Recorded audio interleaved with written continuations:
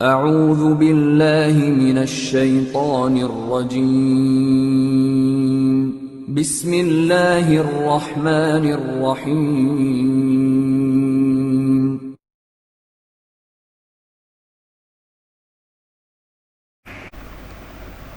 अस्सलाम वालेकुम students, Ittehad college of pharmacy and health sciences के फार्माकोग्नोसी लेक्चर्स में आप लोगों को वेलकम है। फार्माकोग्नोसी में हम चैप्टर क्रोमेटोग्राफी जो है वो देख रहे थे। इसमें हम क्रोमेटोग्राफी की टाइप्स में हमने पेपर क्रोमेटोग्राफी देख ली थी डिटेल में, कैसे परफॉर्म की जाती है, उसके एप्लीकेशंस क्या हैं। आज जो हम देखेंगे वो है thin layer chromatography. Second type of chromatography thin layer chromatography है, टीएलसी भी इसको कहते हैं। और थिन लेयर क्रोमेटोग्राफी या TLC, thin layer chromatography is a chromatography technique use to separate mixtures के जो कंपाउंड होंगे उसको सेपरेट करने के लिए ये टेक्निक जो है वो यूज़ की जाती है। Thin layer chromatography is performed on a sheet of glass, plastic और aluminium foil which is coated with a thin layer of adsorbent material, usually silica gel, aluminium oxide और cellulose। जो thin layer chromatography है, इसके नाम से पता चल रहा है कि हम जो है एक थिन लेयर लगाएंगे। किस चीज़ की लेयर लगाएंगे? हमारे पास शीट्स होंगी, या तो ग्लास की होगी या प्लास्टिक की होगी या एलुमिनियम फॉयल की शीट होगी। उसके ऊपर हम एड्जॉर्बेंट मटेरियल की एक थिन सी लेयर लगाएंगे, बारीक सी तह चढ़ाएंगे और उस तह के ऊपर जो है हमारी क्रोमेटोग्राफी परफॉर्म होगी। Usually silica gel, usually with silica gel, aluminium oxide और सेल्यूलोज। तो ये जो थिन लेयर जो हम प्लास्टिक पे, ग्लास पे या एलुमिनियम की शीट पे चढ़ाते हैं वो किस मटेरियल की होती है? वो सिलिका जेल, एलुमिनियम ऑक्साइड और या सेल्यूलोज की होती है, और ये एड्जॉर्बेंट मटेरियल होता है। तो ये जो एड्जॉर्बेंट मटेरियल है इसके ऊपर हम अपना सैंपल रन करेंगे और क्रोमेटोग्राफी जो है वो परफॉर्म करेंगे। तो थिन लेयर क्रोमेटोग्राफी में हम एक शीट लेंगे, ग्लास की होगी, प्लास्टिक की होगी, एलुमिनियम फॉयल होगी, उसके ऊपर हम कोट करेंगे, उसके ऊपर हम बारीक सी जो है लेयर लगाएंगे किसी एड्जॉर्बेंट मटेरियल की।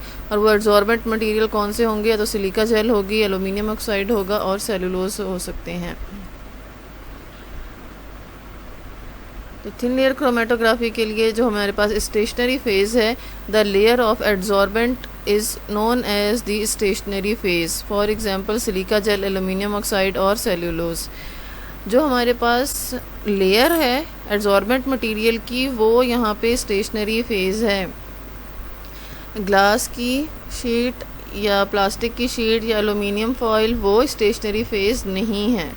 जो हमारे पास शीट्स हैं ये स्टेशनरी फेज़ नहीं है। इसके ऊपर जो थिन सी बारीक सी जो लेयर तह चढ़ाई गई है सिलिका जेल की या एलुमिनियम ऑक्साइड की या सेलुलोज की, किसी भी एड्जॉर्बेंट मटेरियल की जो तह लगाई गई है वो स्टेशनरी फेज़ होगा।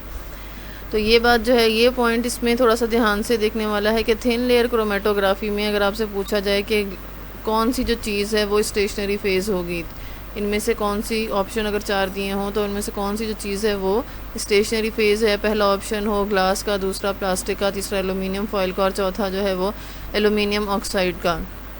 तो एलुमिनियम ऑक्साइड जो है वो स्टेशनरी फेज़ होगा, बाकी जो तीनों हैं वो शीट का मटेरियल है, वो स्टेशनरी फेज़ नहीं है।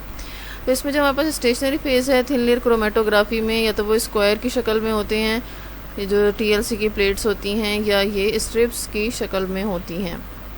ग्लास की होगी, प्लास्टिक की होगी, एलुमिनियम फॉयल होगी और इसके ऊपर जो है वो बारीक सी तह लगी होगी।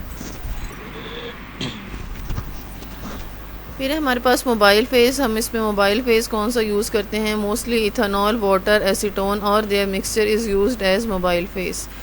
तो इथेनॉल, वाटर, एसीटोन या इन तीनों का मिक्सचर या किसी दो का मिक्सचर जो है वो हम as a mobile phase use करते हैं। तो procedure of thin layer chromatography देख लेते हैं कि प्रोसीजर इसका कैसे परफॉर्म की जाती है थिन लेयर क्रोमेटोग्राफी। तो सबसे पहला जो इसका पॉइंट है वो ये है कि first of all we will take special thin layer chromatographic sheet. हमने स्पेशल शीट ली है, इस शीट के ऊपर एड्जॉर्बेंट मटेरियल जो है वो उसकी थिन लेयर चढ़ी हुई होगी। First of all we will take special thin layer chromatographic sheet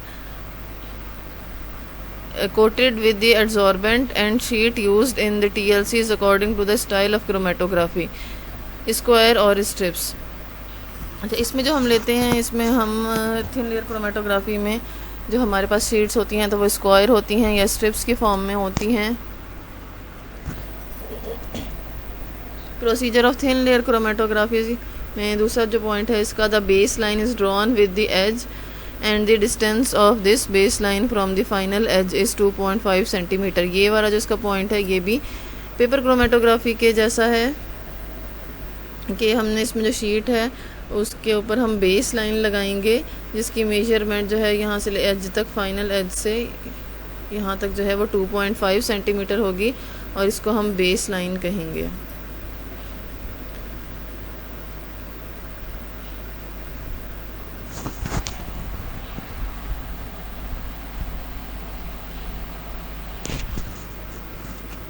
तो ये हमने शीट ली है, इसके ऊपर हमने फिर स्केल की मदद से हम पेंसिल से जो है निशान लगा लेंगे तो ये आराम से जो है हमारे पास निशान जो है विजिबल होगा। 2.5 सेंटीमीटर की जगह छोड़ के जो है हमने निशान लगा लिए हैं।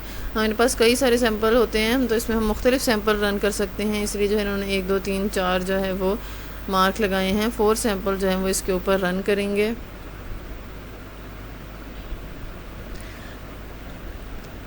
तो तीसरा पॉइंट है, the sample is applied in the centre of base line and the plate is enclosed into mobile phase in a chromatographic tank. फिर हम क्या करेंगे, सैंपल को ऊपर जो है बिल्कुल सेंटर में, यहाँ जहाँ पे हमने निशान लगाए थे बेस लाइन के ऊपर, वहाँ पे हम क्या करेंगे, हम कैपिलरी ट्यूब की मदद से सैंपल अपने डालेंगे उन पॉइंट्स के ऊपर और फिर इन प्लेट्स को जो है क्रोमेटोग्राफिक टैंक में रख देंगे। After the appropriate time the components of sample will separate and finally RF value of each component is calculated. तो और फिर जो है अप्रोप्रिएट टाइम के बाद जो है हम सैंपल जो है वो उसको सेपरेट आउट हो जाएगा अपने कंपोनेंट्स में और फिर जो है हम उसकी RF वैल्यू ईच कंपोनेंट की कैलकुलेट कर लेंगे। तो ये हमने शीट ली, इसके ऊपर जो हमने निशान लगाए थे, बेस लाइन लगाई थी, अब ये जो शीट है ये हम क्रोमेटोग्राफिक टैंक के अंदर डाल रहे हैं और इसके अंदर पहले से सॉल्वेंट मौजूद है।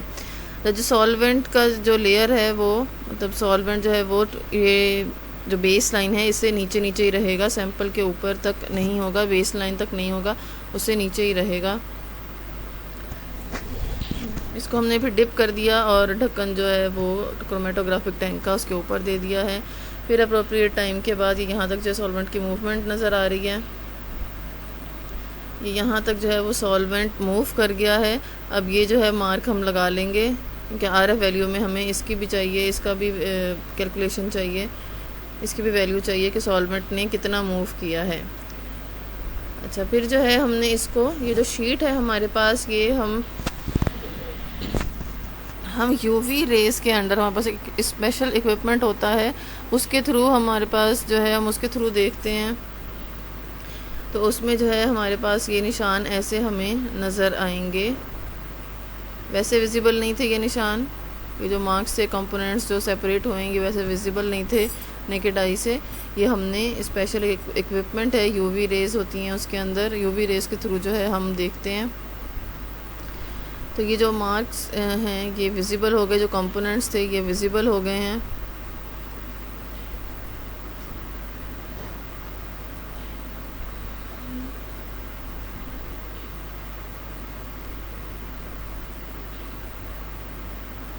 ये हमारे पास इक्विपमेंट है जिसके थ्रू जो है हमने देखा है इस शीट को। अब इन मार्क्स को हम पेंसिल की मदद से जो है वो गहरा कर लेंगे ताकि जब हम इस शीट को बाहर निकालें तो हमें ये मार्क्स जो हैं तब भी नज़र आएँ। तो ये जो शीट है ये हमने बाहर निकाल ली। अब जो है हम इसकी वैल्यूज़ कैलकुलेट कर लेंगे। RF वैल्यू फाइंड आउट करने के लिए जो है हम सारी इसकी जो है मूवमेंट की जो वैल्यूज़ हैं वो ले लेंगे। RF वैल्यू क्या है, distance moved by spot, distance moved by components कर लें और डिस्टेंस मूव बाय सॉल्वेंट। तो इससे जो है रिटेंशन फैक्टर जो है हमें फाइंड आउट हो जाएगा उस पर्टिकुलर कंपाउंड का, उस पर्टिकुलर सैंपल का।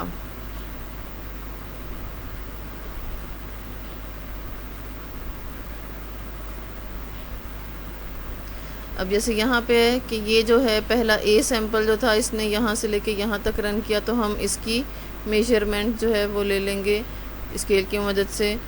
फिर ये जो बी सैंपल है हम इसकी मेजरमेंट ले लेंगे कि इसने कितना ट्रैवल किया है। और फिर हमारे पास ये जो सी है इसमें हमें पता चल रहा है कि हमारे पास 2 कंपोनेंट्स थे, तो हम इन दोनों कंपोनेंट्स की मेजरमेंट ले लेंगे। और फिर ये जो हमारे पास डी सैंपल है इसकी ले लेंगे।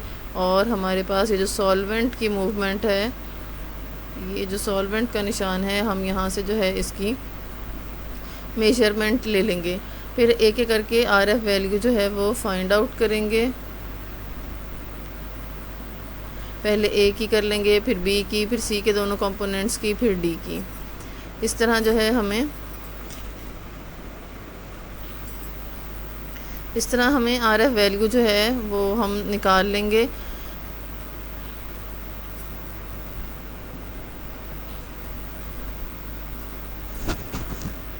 तो इस तरह जो है हमारी थिन लेयर क्रोमेटोग्राफी जो है वो परफॉर्म होती है। अब इसकी एप्लीकेशंस देख लेते हैं कि ये जो है ये कहाँ कहाँ पे एप्लीकेबल है, ये कहाँ कहाँ पे थिन लेयर क्रोमेटोग्राफी यूज़ होती है। Determination of components plant contain, एक प्लांट जितने कंपोनेंट्स कंटेन करता है हम उन्हें भी डिटरमाइन कर सकते हैं, मालूम कर सकते हैं थिन लेयर क्रोमेटोग्राफी के ज़रिए। मॉनिटरिंग ऑर्गेनिक रिएक्शंस को भी हम इसके थ्रू डिटरमाइन कर सकते हैं, मॉनिटर कर सकते हैं, देख सकते हैं कि फ़ाइनल प्रोडक्ट जो है वो क्या क्या बन रही है, कितने कंपाउंड्स जो हैं वो फाइनल प्रोडक्ट में हमारे पास बन रहे हैं। और तीसरा है analysing ceramides and fatty acids. तो सेरामाइड्स और फैटी एसिड्स जो हैं वो भी हम TLC के ज़रिए, थिन लेयर क्रोमेटोग्राफी के ज़रिए जो है वो उन्हें एनालाइज कर सकते हैं, देख सकते हैं, जान सकते हैं। सेरामाइड्स क्या हैं? सेरामाइड्स वैक्सी लिपिड्स मॉलिक्यूल की एक फैमिली है और ये सेरामाइड्स जो हैं ये स्फिंगोसिन और फैटी एसिड से मिलके बने होते हैं। और ये जो हाई कंसंट्रेशन में सेल मेम्ब्रेन, यूकैरियोटिक सेल्स की जो सेल मेम्ब्रेन है उसमें ये सेरामाइड्स जो हैं ये प्रेजेंट होते हैं। डिटेक्शन ऑफ पेस्टिसाइड और insecticides in food and water. Water के अंदर, पानी के अंदर अगर कीड़े मार अद्वियात हैं या पेस्टिसाइड्स जो हैं वो मिल गई हैं या फूड के अंदर कंटेमिनेशन हो गई है तो वो हम थिन लेयर क्रोमेटोग्राफी के ज़रिए भी जो है वो हम उनको डिटेक्ट कर सकते हैं। Analysing the dye composition of fibre in forensic sciences. ये फॉरेंसिक साइंसेस मतलब अदालतों से और जराइम वगैरह से रिलेटेड जो चीज़ें होती हैं उसमें भी जो है हम फैब्रिक के फ़ाइबर्स के ऊपर जो है हम जो कंपाउंड्स हैं वो उनको हम सेपरेट आउट कर सकते हैं थिन लेयर क्रोमेटोग्राफी के ज़रिए। Identifying the compounds present in a giving substance. अगर हमें कोई भी सैंपल दे दिया गया है तो हम उसके कंपाउंड्स को आइडेंटिफाई कर सकते हैं थिन लेयर क्रोमेटोग्राफी के ज़रिए। असेइंग दी रेडियोकेमिकल प्योरिटी ऑफ रेडियो फार्मास्यूटिकल। जो हमारे पास रेडियो फार्मास्यूटिकल्स होती हैं, तापकारी मदों से बनने वाली फार्मास्यूटिकल्स, ये जो हैं ये स्पेशल डायग्नोसिस के लिए यूज़ होती हैं कुछ मेडिकल प्रॉब्लम्स में, और कुछ सर्टेन जो डिजीज़ होती हैं उसके लिए हम रेडियो फार्मास्यूटिकल्स यूज़ करते हैं। उसमें जो रेडियो केमिकल्स यूज़ हुए होते हैं, तापकारी मादे जो हम यूज़ करते हैं, उनकी एनालिसिस के लिए भी जो है हम थिन लेयर क्रोमेटोग्राफी यूज़ कर सकते हैं। तो ये एप्लीकेशंस हैं थिन लेयर क्रोमेटोग्राफी की। तो यहाँ पे हमारा चैप्टर, तो ये थिन लेयर क्रोमेटोग्राफी थी। यहाँ पे हमारा लेक्चर एंड होता है। Thank you. अल्लाह हाफिज़।